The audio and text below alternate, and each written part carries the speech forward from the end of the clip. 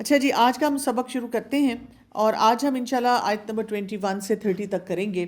اور اس میں اب ہم دیکھتے ہیں کہ جب ہمیں اللہ تعالیٰ نے، اب دیکھیں پہلے مومنین کا رویہ بتایا کہ ان کی اپنی زندگی، ذاتی زندگی کیسی ہونی چاہیے، پھر اس میں پورا سسٹم سمجھایا، پھر ہمیں یہ بتایا کہ ہم اللہ کی مخلوق ہیں۔ یہ جب کانسیپٹ سمجھ آ جاتے ہیں، اب اس کے بعد اللہ سبحانہ و تعالیٰ ہمیں اس صورت میں ہم دیکھیں گے کہ اب مختلف اقوام کے واقعات بتائیں گے، اور جب ہم مختلف اقوام کے واقعات کو دیکھیں گے تو وہاں پہ اب ہم نے پھر وہ بہت سے اینگلز اور بہت سے ایسپیکٹس کو انڈرسٹینڈ کرنا ہے، اور اس سے بہت لرننگ ہوتی ہے۔ جتنی دفعہ بھی آپ جس بھی صورت میں آپ پڑھیں گے اور کوئی نہ کوئی آپ کو ایسا واقعہ ملے گا۔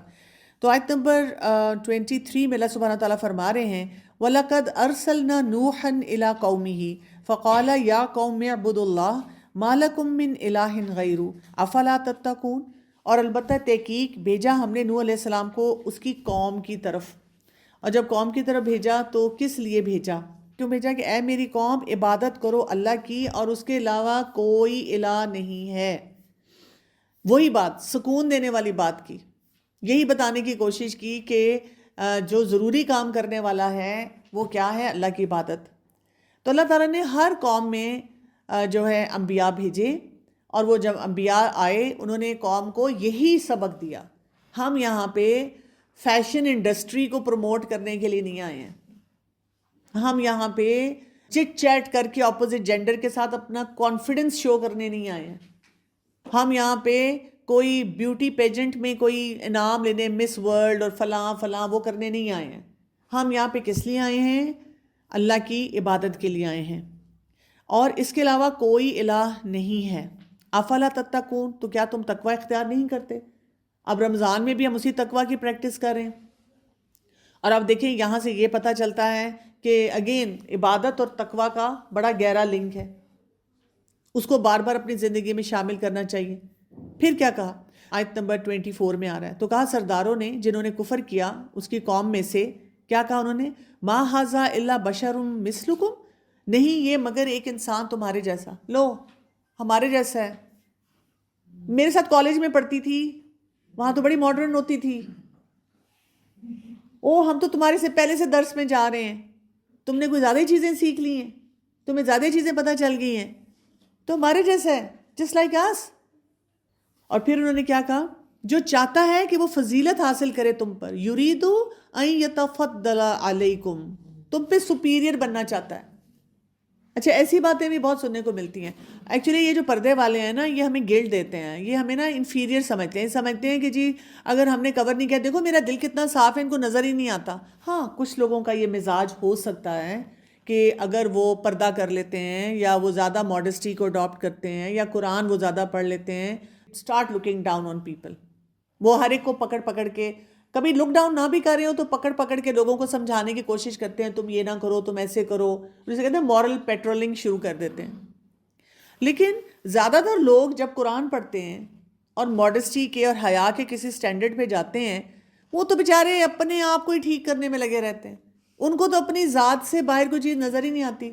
لیکن جب وہ سوسائٹی میں جاتے ہیں نا، تو ان کا بھی ایک پیئر پریشر بلڈ ہوتا ہے نا، یہ قرآن پڑھ رہے ہیں، یہ پردہ کر رہے ہیں، یہ سر کور کرتے ہیں، یہ اذان کی آواز سن کے شادی ہو، پارٹی ہو، کچھ ہو، نماز پڑھنے کے لیے چلے جاتے ہیں، یہ جھوٹ نہیں بولتے ہیں، ان کے سامنے بیک بائٹنگ نہیں کی جاتی، جوسی گاسپ نہیں ہو سکتی۔ تو اس کی وجہ سے کیا ہوتا ہے کہ آٹومیٹک انٹرپریٹیشن دی جاتی ہے کہ ایکچولی پتہ ہے یہ اپنے آپ کو سمجھتے بہت ہے نا، تو ہم اب کیا ان کے سامنے بولیں۔ ہم اس کا بھی پریشر لیتے ہیں کئی دفعہ۔ اس کا پریشر ہم کیسے لیتے ہیں؟ جب ایسی کوئی بات ہمارے سامنے کرے، ہم اس کا پریشر سے لیتے ہیں، ہم کہتے ہیں کوئی بتاتے نہیں ہیں، ہم کہتے ہیں وہ آلریڈی سمجھتے ہیں کہ میں اپنے آپ کو بڑا سمجھتی ہوں، ہم کہتے ہیں چلو کوئی نہیں، ہم ذرا نا ان کے سامنے ماڈریٹ نظر آئیں، ایکسٹریمسٹ نہ نظر آئیں، اس چکر میں ہم سب کو چھوڑ دیتے ہیں۔ ٹھیک ہے، دیکھیں کتنے سملر بات ہے جو کہ ان کے وہ کلچرز میں تھی۔ اور اللہ تعالیٰ کہہ رہے ہیں، اور اگر چاہتا اللہ، البتہ وہ اتارتا فرشتے، نہیں سنا ہم نے اس بات کو اپنے آباء و اجداد میں پہلے۔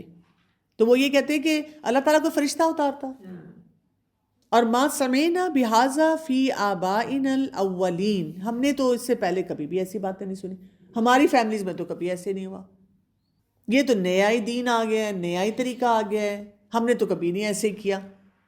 یہ باتیں ہمیں بار بار بتائی جاتی ہیں.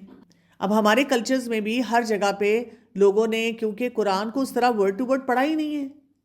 میری مدر خود بتاتی ہیں کہ ہم جب انڈیا میں ہوتے تھے تو ہم تو برقعے پہنتے تھے، اور کہتی ہیں جب پاکستان بنا، پاکستان میں آئے تو ہم نے برقعے اتار دیے. ہم نے کہا یہ تو سب مسلمان بہن بھائی ہیں، اب یہاں پہ ہندو تو کوئی ہے ہی نہیں، پردہ کس سے کرنا ہے. اس طرح کے کانسیپٹ ہیں. کئی خواتین بتاتی ہیں اس دور کی کہ ہم شادی سے پہلے سختی ہوتی تھی اور ہم پردہ کرتے تھے، بعد میں ہسبینڈ نے کہا نہیں بھی مجھے تو ماڈرن بیوی چاہیے، ہم نے پردہ اتار دیا، بڑی خوشی خوشی اتار دیا کہ میاں کو راضی کرو، میاں کو خوش کرو. اب تو اویئرنیس زیادہ ہے، قرآن پڑھتے ہیں تو اب گلٹ ہوتا ہے کہ اب کیا کریں ایسی سچویشن میں. اور پھر کیا ہوا؟ اگلی آیت دیکھیں، آیت نمبر 25. ان ہوا الا رجل بہ جنہ، نہیں وہ مگر ایک شخص جس کو جنون ہے. ایسی باتیں آج کل بھی کہی جاتی ہیں نا کہ جنون کیا ہوتا ہے؟ کوئی ایک ایسی بیماری کو کہا جاتا ہے جس سے عقل انسان کی ڈھانپی جاتی ہے، اس کو سمجھ نہیں آتی. تو اب دیکھیں کہ کوئی انسان اگر صحیح بات بتاتا ہے اور اگر اس کو کوئی فالو اسپیشلی کرنا شروع کر دے، مثلا نمازیں پڑھنی شروع کر دے، مثلا اس کا اپنا ڈریس کوڈ ٹھیک کر لے، مثلا وہ بتا دے میں نے کزن سے ہاتھ نہیں ملانا، میں نے اب اس طرح کے کام نہیں کرنے، کہتے ہیں پتہ نہیں برین واش کر دیا انہوں نے، فلان جگہ تو نہیں جا رہی پڑھنے کے لیے قرآن، انہوں نے کچھ سکھا دیا. تو وہ بھی کہتے تھے کہ کوئی جنون ہے ان کو. فَتَرَبَّصُوا بِهِ، تو انتظار کرو ساتھ اس کے، حتیٰ حین، ایک وقت تک. اوکے فائن، اللہ تعالیٰ کہہ رہے ہیں تم نہیں ماننا چاہتے تو پھر ویٹ کرو. اس سے ہمارے لیے بہت بڑی لرننگ ہے کہ جب بھی آپ صحیح پریکٹسز پہ دین کے آئیں گے، اللہ کی عبادت کریں گے، تقویٰ کے معیار کو بلند کریں گے، آپ کے ارد گرد لوگ ضرور باتیں کریں گے اور لوگ آپ کو بہت سی ایسا پیئر پریشر دیں گے، ایسا پیئر پریشر بلڈ ہوگا. کوئی بات نہیں، آپ نے اس پیئر پریشر میں آ کر اپنے کاموں کو نہیں چھوڑنا، اتنا دکھی نہیں ہونا. ہمیں تو ڈپریشن شروع ہو جاتا ہے، راتوں کی نیند اڑ جاتی ہے، پھر ڈاکٹر سے جا کے سلیپنگ پل دکھوانی پڑتی ہیں، اور پھر ہمارے گھر کے لوگ کہتے ہیں لو تم قرآن پڑھنا شروع ہوئی ہے نا اس لیے تم پاگل ہو گئی ہو. مسئلہ یہ کہ ہمیں وہ سچویشنز کو ڈیل نہیں کرنا آ رہا ہوتا اور ہم قرآن کو اس طرح پڑھ نہیں رہے ہوتے. اور اگر آپ ڈیلی تلاوت کر رہے ہیں اور ساتھ ساتھ ترجمہ تفسیر دیکھ رہے ہیں، آپ کو روز کوئی نہ کوئی ڈھارس مل جائے گی، روز کوئی نہ کوئی سہارا مل جائے گا. قولا، کہا، آیت نمبر 26، رب انصرنی بما کذبون، اے میرے رب مدد فرما میری اس وجہ سے جو انہوں نے جھٹلایا مجھے. نوح علیہ السلام نے دعا کی، کتنے عرصے بعد دعا کی؟ کتنے سال انہوں نے لوگوں کو سمجھایا؟ 950 سال، 950 سال سمجھایا.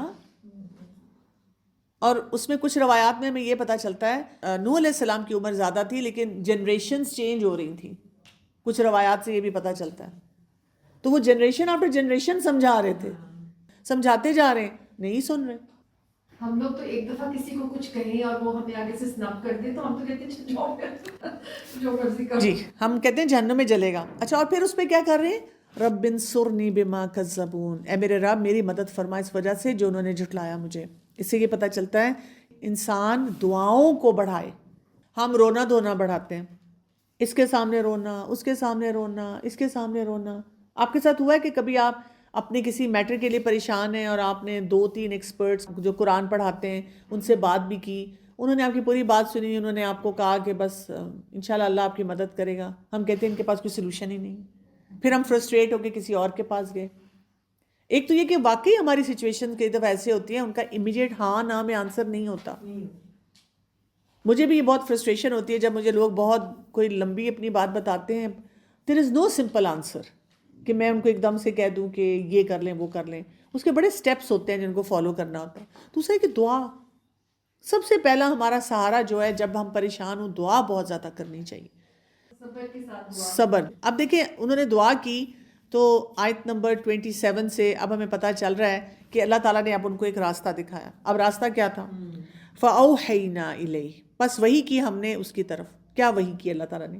کہ بنا کشتی بِأَعْيُنِنَا، ہماری آنکھوں کے سامنے، نگاہوں کے سامنے، اور ہماری وحی کے مطابق. نوح علیہ السلام تھے، ان کو تو نہیں یہ فن آتا تھا، اللہ تعالیٰ نے جو ان کو بتایا اس کے مطابق انہوں نے وہ کشتی بنائی. اس زمانے میں کہ کشتی کا کوئی کنسپٹ لوگوں کو نہیں تھا ہی نہیں. یہ اللہ تعالیٰ نے اپنی نگاہوں کے سامنے بنا کے بتایا کہ یہ بھی چیز ہے کشتی. اس میں یہ بھی تھا کہ کانسیپٹ کیوں نہیں تھا کہ وہ تو ڈیزرٹ میں رہتے تھے، وہاں تو بارش ہی نہیں ہوتی تھی، وہاں تو کوئی اتنا بڑا پانی کا ریسورس تھا ہی نہیں کہ جس میں انہوں نے کشتیاں چلانی تھی. اور یہی ہوتا تھا کہ جب وہ کشتی بناتے تھے اور مقامات پہ قرآن پاک پہ ہمیں پتہ چلتا ہے کہ لوگ وہاں سے پاس سے جب گزرتے تھے تو مذاق اڑاتے ہوئے جاتے تھے کہ لوگ کشتی بنا رہے ہیں. He's gone crazy, he's gone mad. فَإِذَا جَاءَ أَمْرُنَا پھر جب آ جائے ہمارا حکم اور جوش مارے تنور. فَاسْلُكْ فِيهَا تو داخل کر لے اس میں من کل زوجین ہر قسم کے جوڑے نر اور مادہ دونوں. اس میں آتا ہے کہ 3 ڈیکس تھے, 3 فلورز تھے. اٹ واز لائک اے شپ نا, ہیوج شپ تھی جس میں جانوروں کو رکھا گیا, باقی جو لائف فارمز تھیں ان کو رکھا گیا, پلانٹیشن یہ وہ. اور پھر اس کے بعد جو سب سے اوپر تھا وہاں پہ انسان تھے اور ان کے ساتھ ان کا کیٹل تھا. وہ اہلک اور اپنے اہل و عیال کو رکھ. اہل و عیال میں کون آ رہا ہے؟ یعنی اس میں ہم یہ نہ سمجھے گھر والے آ رہے ہیں. یہاں پہ اہل و عیال میں کس کو شامل کیا گیا ہے؟ جو فالوورز تھے. تو آپ دیکھیں کہ جو دین کی سمجھ رکھتے ہیں نا وہ بھی آپ کی ان اے وے ایکسٹینڈیڈ فیملی بن جاتے ہیں. کبھی کبھی آپ دیکھیں کہ ہم اپنی قرآن کلاس میں آتے ہیں نا تو وہاں ہمارا زیادہ کلک ہوتا ہے. ان لوگوں کے ساتھ ہمیں ایک دوسرے کی زبان سمجھ آتی ہے, آنکھوں کا اشارہ سمجھ آتا ہے. ہم کسی کو جانتے نہیں لیکن سب سے پیار محبت ہو جاتی ہے, سب اچھے لگنے لگ جاتے ہیں. کوئی نہ آئے تو اس کی فکر ہو جاتی ہے.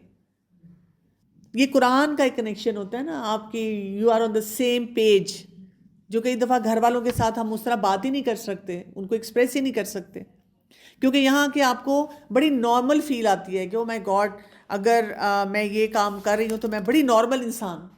کیونکہ گھر میں رہتے ہوئے تو آپ کو ہر وقت ایک کٹہرے میں کھڑا ہو کے نا ہر چیز کا جواب دینا ہوتا ہے کہ یہ میں کیوں کر رہی ہوں اور یہ ایسی کیوں کر رہی ہوں.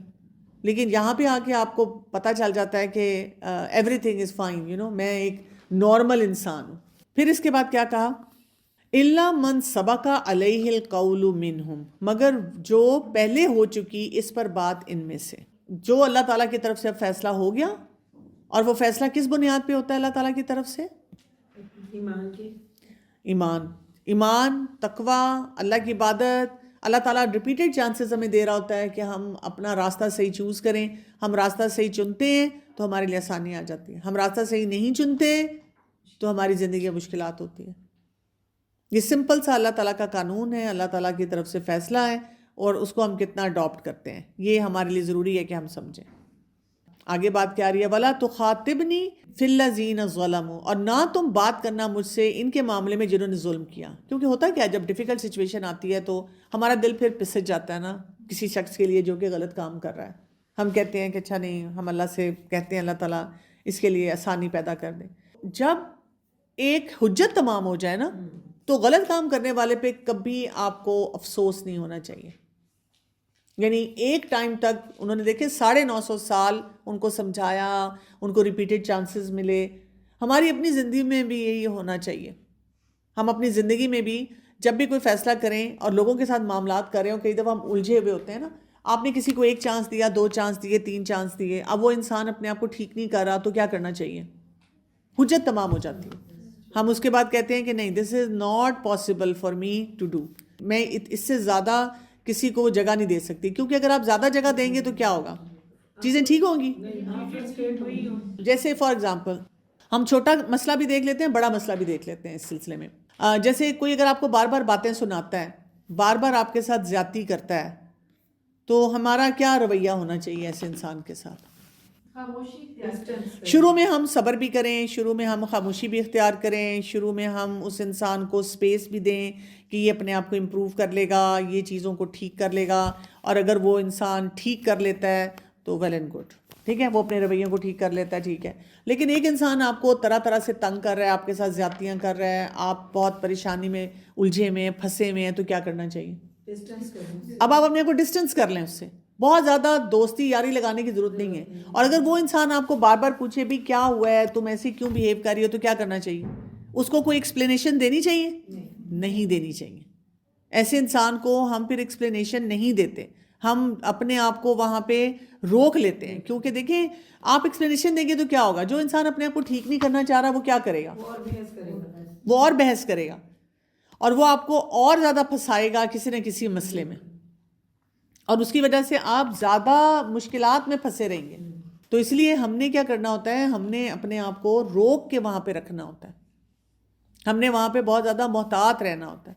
اگر آپ محتاط نہیں رہیں گے تو پھر کیا ہوگا کہ آپ پھنستے رہیں گے, آپ کی زندگی جو ہے وہ مشکل سے مشکل ہو جائے گی. اچھا چلیں کوئی بڑا مسئلہ دیکھ لیتے ہیں. کبھی کبھی زندگی میں بڑا مسئلہ بھی آ جاتا ہے جہاں پہ اب ہمیں نہیں سمجھ آ رہی ہوتی کہ یہ جو بڑا مسئلہ آ گیا ہے اس میں مجھے کیا کرنا ہے. لیٹس سے آپ کی شادی ہے, شادی شدہ زندگی ہے, اور اس میں آپ کو لگاتار چیلنجز آ رہے ہیں, کتنے چانسز دینے چاہیے؟ ہاں مسئلہ بھی اور پرسن بھی دیکھنا پڑتا ہے اس کے حساب ایگزیکٹلی, مسئلہ بھی دیکھنا پڑتا ہے, پرسن بھی دیکھنا پڑتا ہے. کچھ رشتوں میں سے ہم نکل نہیں سکتے تو ہم کیا کرتے ہیں, اس کو ہم ایک جگہ پہ ٹھہرا دیتے ہیں کہ بس اتنا ہی اس کا مقام ہوگا. لیکن یہاں پہ کیا کہا گیا ہے کہ وَلَا تُخَاطِبْنِي فِي الَّذِينَ ظَلَمُوا, اگر ایک شخص ظلم کرنے والا ہے تو اس کو سپیس نہ دو. اگر ایک انسان بہت ابیوسو ہے تو اس کو جگہ نہ دو. میں آپ کو اس سلسلے میں جیسے ایک چھوٹی سی بات بتاتی ہوں.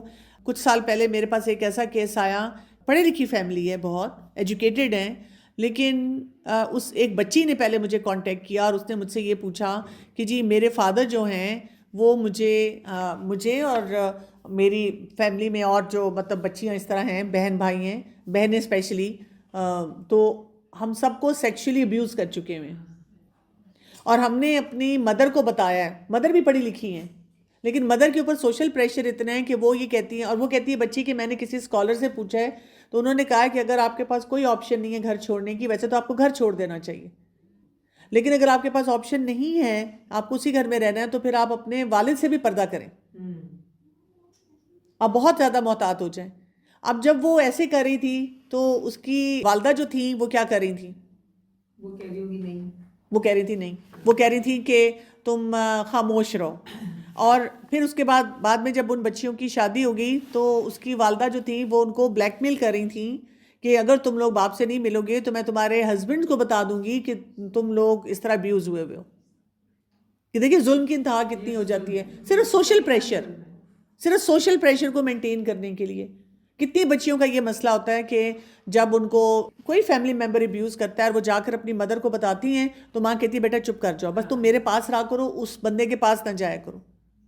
تو یہ ہے کہ ظلم جب ہو تو یہاں پہ یہ بتایا جا رہا ہے کہ نہیں. تو یہاں پہ کشتی میں بیٹھے ہیں اور نوح علیہ السلام کو کہا گیا کہ اگر کوئی زیادتی ظلم کر رہا ہے بالکل برداشت, اب نہیں بات کرنا, اب حجت تمام ہوگی, ختم ہو گیا. اچھا اگر شادی میں ابیوز ہے, شادی شدہ زندگی میں لیٹس سے تنگ کرتا ہے ہسبینڈ کسی بھی طرح سے, چھوٹا تنگ کرنا, بڑا تنگ کرنا, آپ اسے ہر طرح سے سمجھا چکے ہیں, اب آپ نے فیملی کو بھی انوالو کر دیا. اب فیملی کہتی ہے, وہ لڑکا کہتا ہے مجھے چانس دے دو, لڑکی کہتی ہے مجھے چانس دے دو, دونوں میں سے بھی کوئی ہو سکتا ہے. اگر وہ کہتے ہیں چانس مانگتے ہیں تو وہ چانس کیسے دینا چاہیے, put them in some proper service. یہ چانس ہوائی چانس نہیں ہونا چاہیے کہ چلو ٹھیک ہے دونوں نے معافی مانگ لی اب اکٹھے رہو. پریکٹیکلی ان کو کہیں آپ کو بھیجنا پڑے گا, وہ ٹریننگ میں رہیں 6 مہینے, سال, 2 سال, اور پھر اس پیریڈ کے بعد وہ فیصلہ کریں گے کہ وہ ساتھ رہ سکتے ہیں کہ نہیں رہ سکتے. میم نارملی جب بڑے آج میں ڈالتے ہیں جو تو ہماری فیملیز میں نارملی جو ہم دیکھتے ہیں وہ کیا کہتے ہیں بس میں گارنٹی لیتا ہوں یا میں گارنٹی لیتی ہوں, بس ٹھیک ہے اب آج کے بعد نہیں ہوگا یا اس طرح کی. تو اس میں پھر لڑکی کے لیے بھی کوئی آپشن نہیں ہوتی نہ لڑکے کے لیے. بالکل, پہلی بات تو یہ کہ اگر ایسا کوئی سینیریو ہو تو آپ ایک آپشن دے دیں, آپ کہیں ٹھیک ہے چلو ایک چانس میں دیتی ہوں, لیکن اس کے بعد پھر نہیں دینا. آپ نے گارنٹی دی ہے نا, ایک بات. دوسرا یہ کہ اب ہم نے آگے بزرگ بننا ہے نا, ہمارے بزرگ جا رہے ہیں, اب ہم اگلے بزرگ ہیں, ہم تو سینسیبل فیصلے کریں جہاں جہاں ہمیں موقع ملتا ہے. جی یہ جو سوشل پریشر کی بات ہو رہی ہے میرے خیال سے آپ تب پریشر میں نہیں آؤ گے جب آپ مینٹلی اسٹرانگ ہو گے اور آپ کے کانسیپٹس کلیئر ہوں گے. یوزلی لڑکیوں کو میں نے یہ دیکھا ہے, لڑکیوں کو بھی اور عورتوں کو بھی, وہ مینٹلی نا انسٹیبل ہوتی ہیں, اتنی اسٹرانگ نہیں ہوتی ہیں, اور ان کو دوسری وہ چیزوں کی زیادہ پرواہ ہوتی ہے کہ ہم بولیں گے تو بس یہ بات نہ ہو جائے وہ بات نہ ہو. بالکل ایسے ہی ہوتا ہے. تو سب سے پہلے آپ کو اپنی مینٹل اسٹیٹ اسٹرانگ کرنی چاہیے کوئی بھی ڈیسیژن لینے. اسی لیے تو اس صورت میں جو ہم نے پہلا لیسن کیا تھا اس میں تھا ہی یہ, اپنے اندر ایمان پہ کام کرو, خشوع اور خضوع پہ کام کرو, کیونکہ اس سے آپ کے اندر اسٹیبلٹی آتی ہے. تقویٰ پہ کام کرو. اور پھر اینڈ ہو رہی ہے آیت نمبر 27, انہم مغرقون, بے شک وہ غرق کیے جانے والے ہیں. ان پہ بالکل ترس نہ کھاؤ, ان کو ایمپل اپرچونیٹیز ملیں. اگر کسی نے غلط فیصلہ کر لیا تو پھر they have to live by that decision. پھر اس کے بعد کیا ہے آیت نمبر 28 میں, پھر جب سوار ہو جاؤ تم اور جو تمہارے ساتھ ہیں علی الفلک, کشتی پہ, فقل الحمد للہ, تو کہنا سب تعریف اللہ کے لیے ہے. الذی نجانا من القوم الظالمین، جس نے نجات دی ہمیں ان لوگوں سے جو ظالم ہیں. یعنی اس وقت بھی کیا کام کرنے والا ہے؟ اللہ کا شکر ادا کرنا. انسان اس وقت سوچے کہ میرے رب نے میرے پہ کتنا کرم کیا ہے کہ مجھے کس مشکل سے نجات دے دی کہ بچ گئے ہم. یہ نہیں ہے کہ ہائے کچھ اور کر لیتے، ہائے وہ بیچارے مجھے ان پہ ترس آ رہا. نہیں ترس آنا چاہیے ان پہ جو اللہ کی نافرمانی کر رہے ہیں، اور اللہ نے ان کو بہت چانسز دیے اور بہت طریقے سے انہوں نے سیکھا، اور اب وہ نہیں کرتے تو ٹھیک ہے، they have to live with that, ان کو کرنا پڑے گا. اور پھر آگے آیت نمبر 29 میں پھر ایک دعا آ رہی ہے، وَقُلْ رَبِّ أَنزِلْنِي مُنزَلًا مُبَارَكًا وَأَنْتَ خَيْرُ الْمُنزِلِينَ، اور کہنا اے میرے رب اتار مجھے اتارنے کی جگہ بابرکت، اور تو بہترین ہے سب اتارنے والوں سے.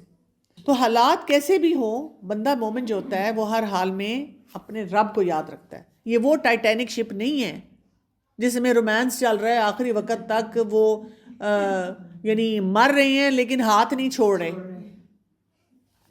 یہ صرف فلموں میں ہوگا. ریالٹی میں اصل تقویٰ ہوتا ہے. تقویٰ کی بنیاد پہ سارے ریلیشن شپس ہوتے ہیں جن کو ہم نے مینٹین کرنا ہوتا ہے. اور اگر ہم اس دعا کو یاد کر کے ہمیشہ پڑھ لیں جہاں بھی ہم جائیں، ہم اپنے بچوں کو بتائیں، اسکول جاؤ، کالج جاؤ، یونیورسٹی جاؤ، فرینڈس کے ساتھ پارٹی کرو، ہم خود بھی بازار جائیں، رشتہ داروں میں اٹھیں بیٹھیں. حیا صرف لباس کی تو نہیں ہے نا، ہماری تو گفتگو میں ہی حیا نہیں ہوتی. کہیں پہ بھی آپ جائیں آپ یہ دعا پڑھیں کہ اللہ تعالیٰ مجھے جہاں بھی آپ اتارنا وہ جگہ بابرکت ہو، میرے لیے اس میں مشکلات نہ ہو. اور پھر کیا، وَأَنْتَ خَيْرُ الْمُنزِلِينَ، اللہ نے ہی سارے معاملات آسان کرنے ہیں. ہم جتنی مرضی اپنے بارے میں ٹال کلیمز کر لیں کہ ہم بڑی چیز ہیں اور میں تو مطلب I can take a stand for my self, نہیں. میں نے بڑے بڑے لوگوں کو دیکھا ہے، بڑے بڑے تقویٰ کے معیار والے لوگوں کو دیکھا ہے، جب کسی فتنے میں پھنستے ہیں نا، اور یہ ماڈسٹی کے فتنے میں پھنستے ہیں، ان بیچاروں کو سمجھ ہی نہیں آتی.